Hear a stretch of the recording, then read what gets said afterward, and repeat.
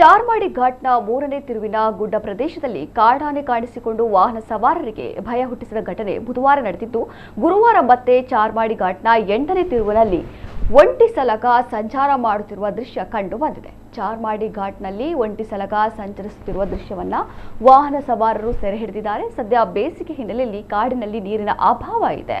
ಹೀಗಾಗಿ ಆಗಾಗ್ಗೆ ನಾಡಿಗೆ ಕಾಡಾನೆ ಬರುತ್ತಿರುತ್ತದೆ. ಸಾರ್ವಜನಿಕರು ಹಾಗೂ ರಸ್ತೆಯಲ್ಲಿ ಸಂಚರಿಸುವವರು ಎಚ್ಚರಿಕೆಯಿಂದ ಸಂಚರಿಸಿ ಎಂದು ಅರಣ್ಯ ಇಲಾಖೆ ಅಧಿಕಾರಿಗಳು ಮನವಿ ಮಾಡಿದ್ದಾರೆ.